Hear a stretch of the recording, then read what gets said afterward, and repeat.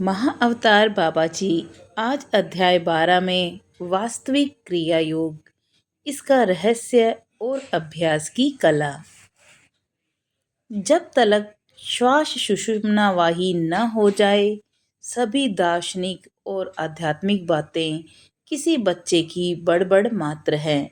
शिव गोरक्ष बाबा जी। गोरक्ष शतक और क्रिया योग। मानवीय चेतना के उत्थान का यह काल रहित योग पुरातन से भी प्राचीन सूर्य वंश के महान ऋषियों और राजसी संतों से हम तक नीचे पहुंचा है।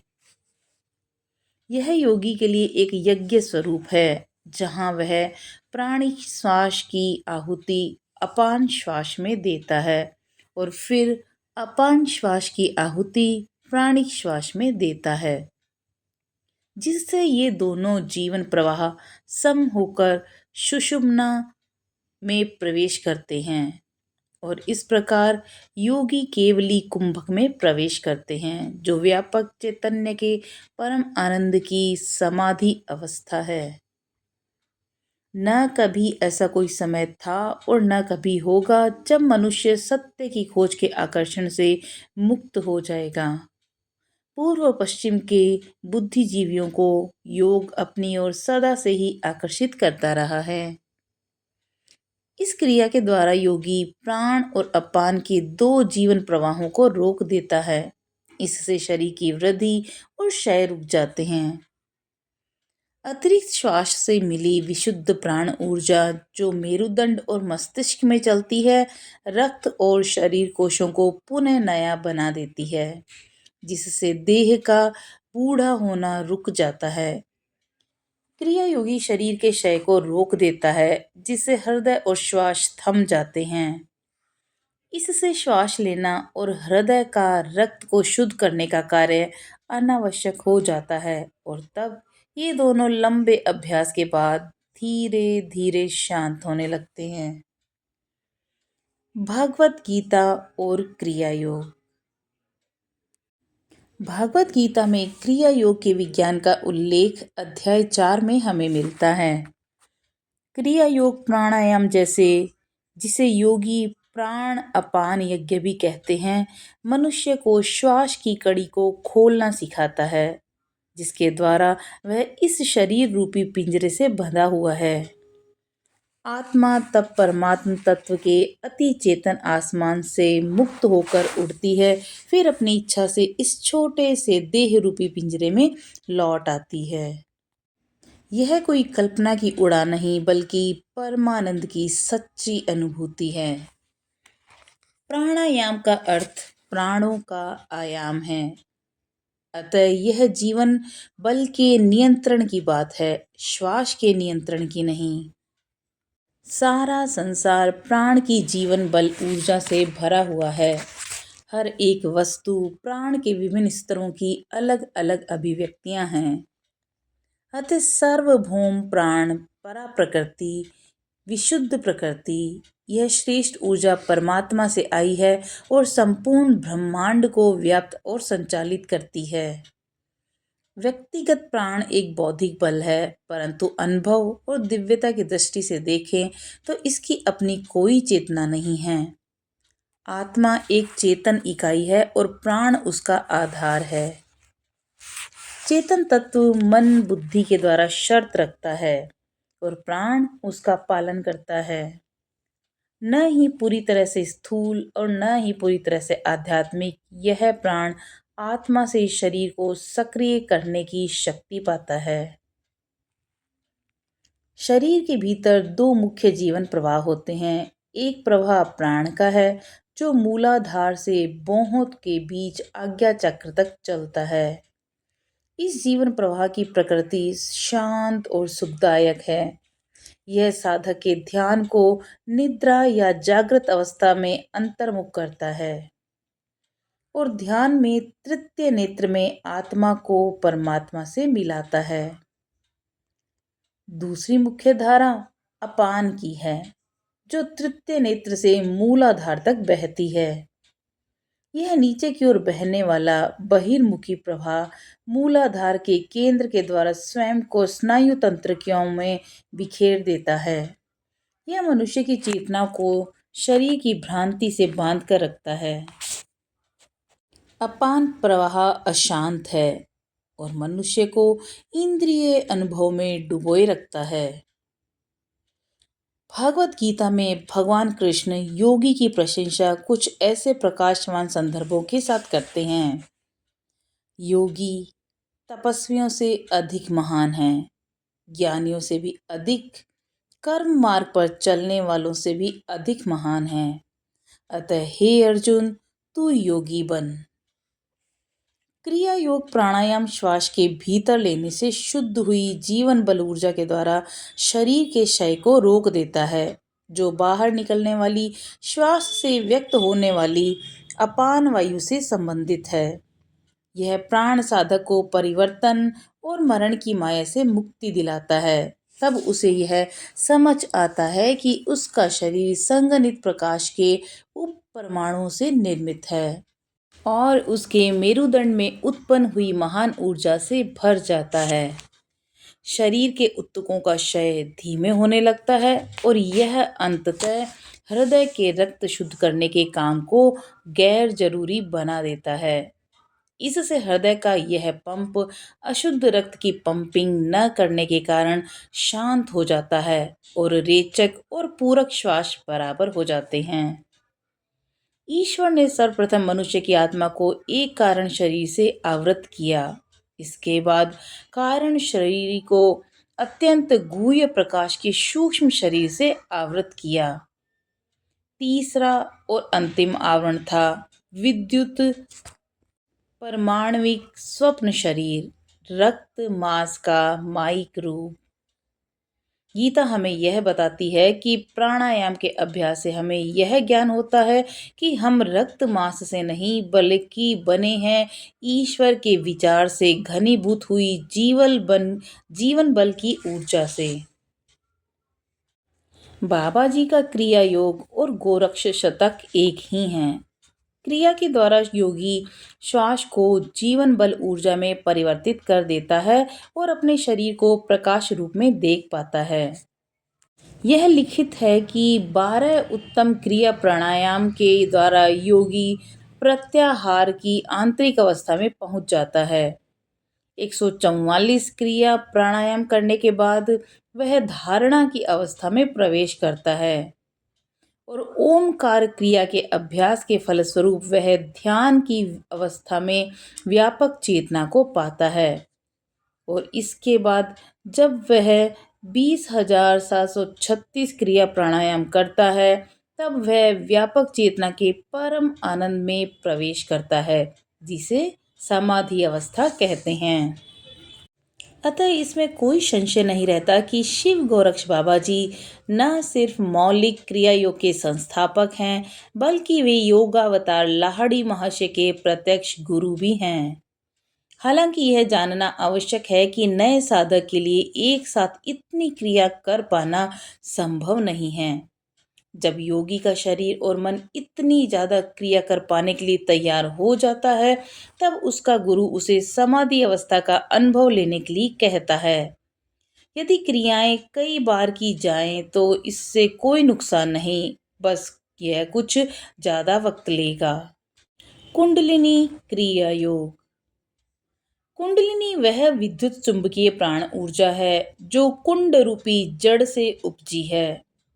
यह मेरुदंड के नीचे मूलाधार में 3.5 बार स्वयंभू लिंग के चारों ओर कुंडली मार के बैठी है। कुंडलिनी कोबरा सांप की तरह है जो किसी योगी को पल भर में स्थिर अवस्था में सक्रिय रूप से गतिशील बना सकती है। कुंडलिनी घनीभूत आध्यात्मिक प्राण है। यदि प्राण ऊर्जा एटम बम की तरह है तो कुंडलिनी की विद्युत शक्ति किसी योगी को हाइड्रोजन बम जैसा लाभ दे सकती है। यह जागृत कुंडलिनी किसी भी साधक के लिए सबसे बड़ा प्रोत्साहन है। क्रिया योग प्राणायाम के दौरान यह कुंडलिनी शक्ति जागृत और क्रियाशील होती है, जिसे मैं कुंडलिनी श्वास कहता हूँ।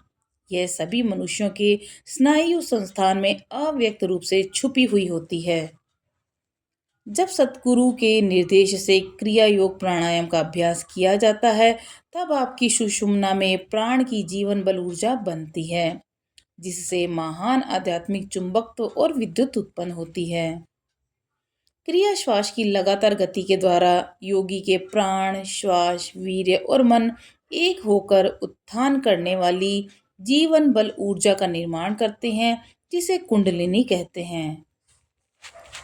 जहाँ तक किसी के आध्यात्मिक उत्थान का प्रश्न है, कुंडलिनी ऊर्जा प्रभावी रूप से तभी अभिव्यक्त होती है जब यह मेरुदंड की केंद्रीय नलिका में प्रवेश करती है, जिसे सुषुम्ना नाड़ी कहते हैं।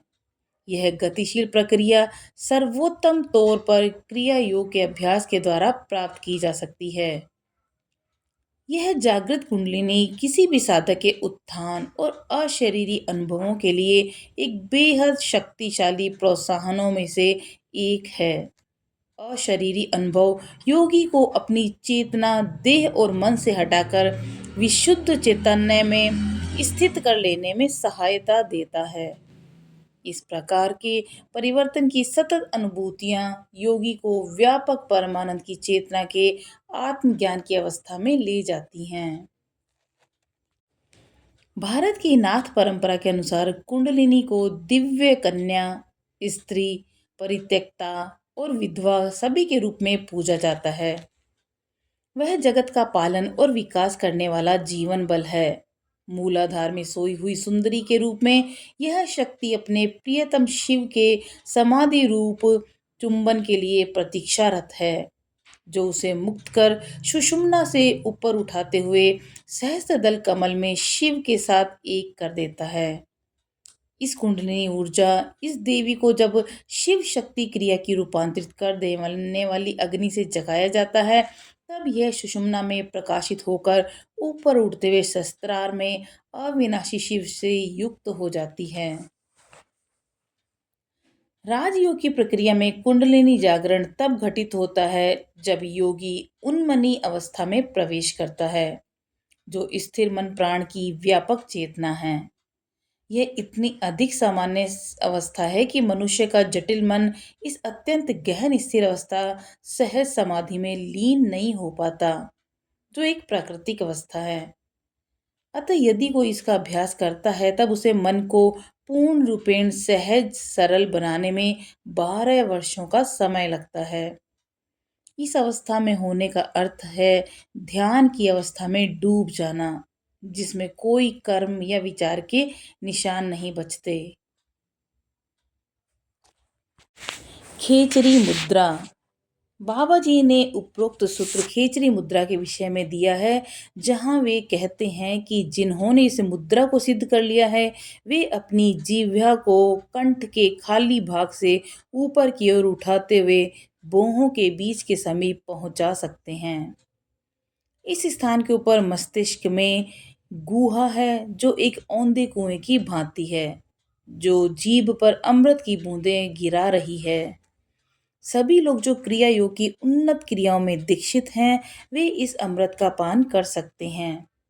इससे हमारे शरीर का जो बूढ़े होने की प्रक्रिया है, उसको धीमा किया जा सकता है। साथ ही साथ समाधि की अवस्था का लाभ भी प्राप्त हो सकता है।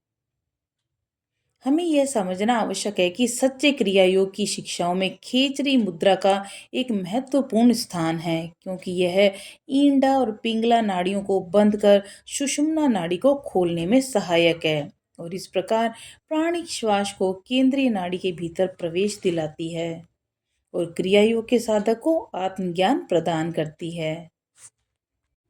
योनि मुद्रा। सिद्धासन में बैठकर प्राणों को खींचकर योगी अपने कान, आंखें, नाक, अंगूठे, तर्जनी और मध्यमा अंगुली से बंद करते हैं और इसके बाद स्वयं का ध्यान सब ओर से हटाकर तीसरे नेत्र में एकाग्र कर लेते हैं। क्रिया योग में योनि मुद्रा का तात्पर्य है मन और प्राण की पंच इंद्रियों द्वारा अनुभूत में आने वाली वस्तुओं से हटा लेना है।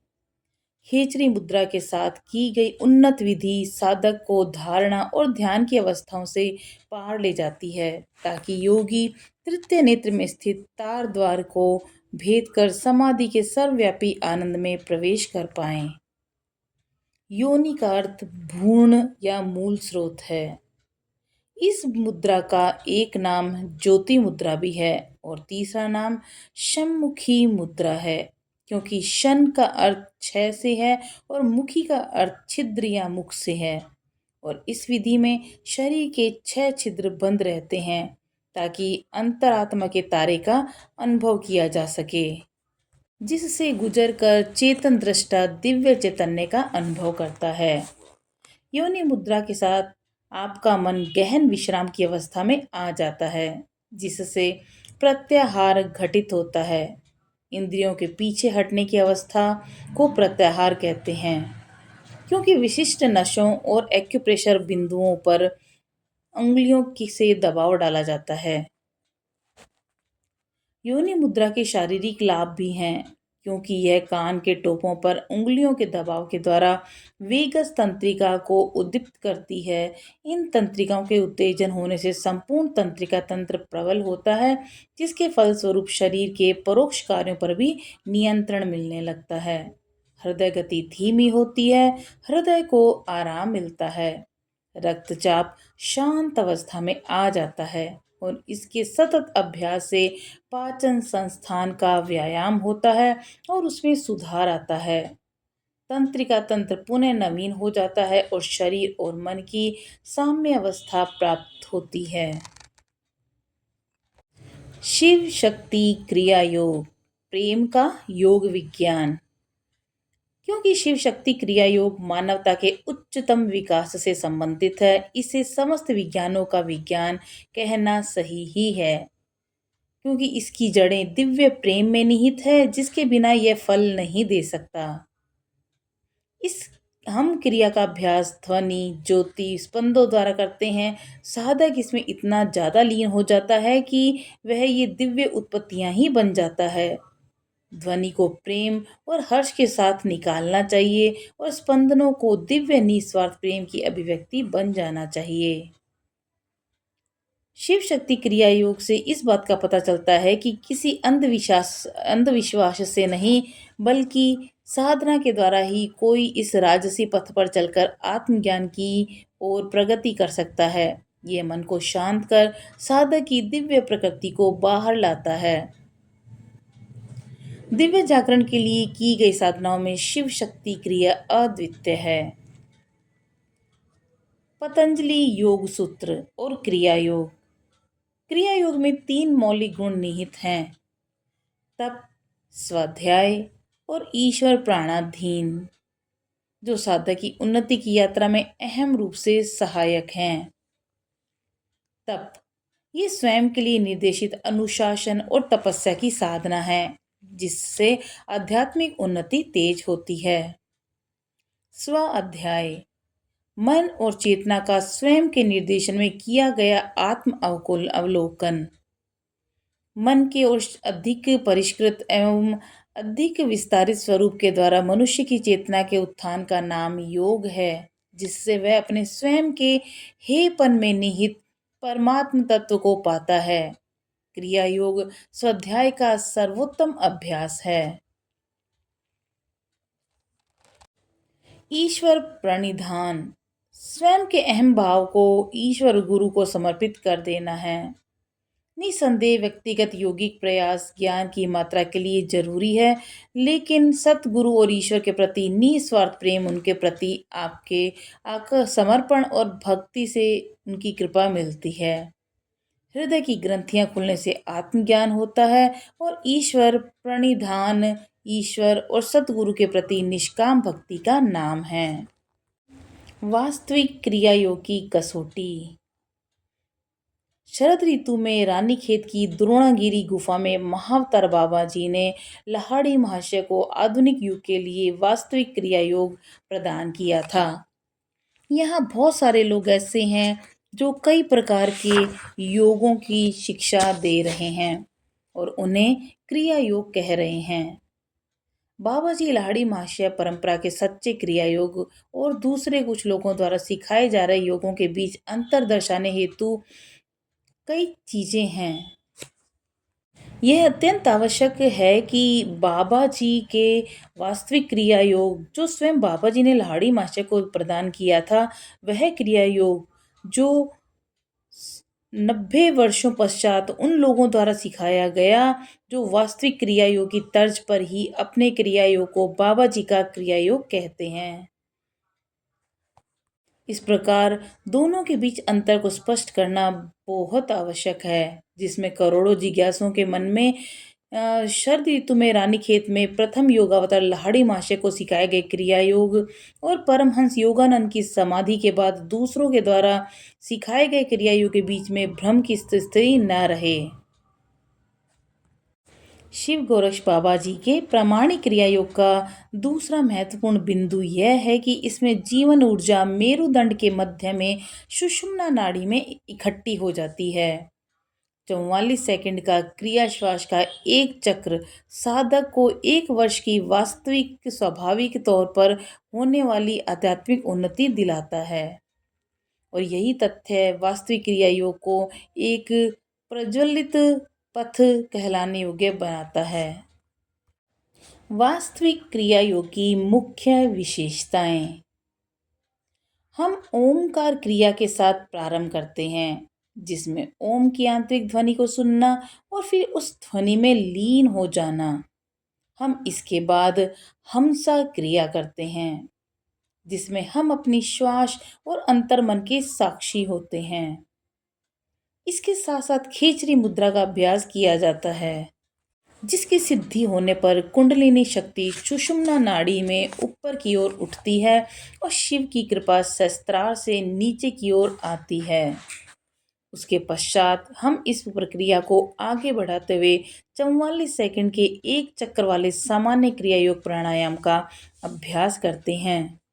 फिर इसी क्रम में आगे प्राण और अपान श्वास को सम करने के लिए हम नाभि क्रिया का अभ्यास करते हैं।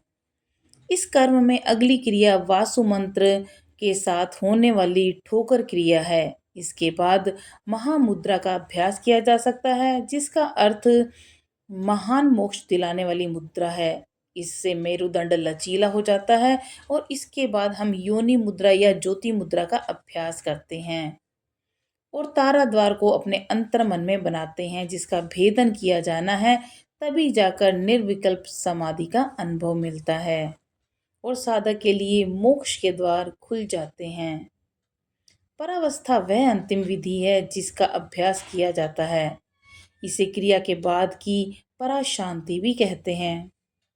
वास्तविक क्रिया योग में महामुद्रा और क्रियाओं के अभ्यास के दौरान मूलाधार पर समुचित दबाव बनाकर रखना अनिवार्य है। ये सब वास्तविक क्रिया योग की पहचान है, जो इसे दूसरी योग क्रियाओं से अलग करती है।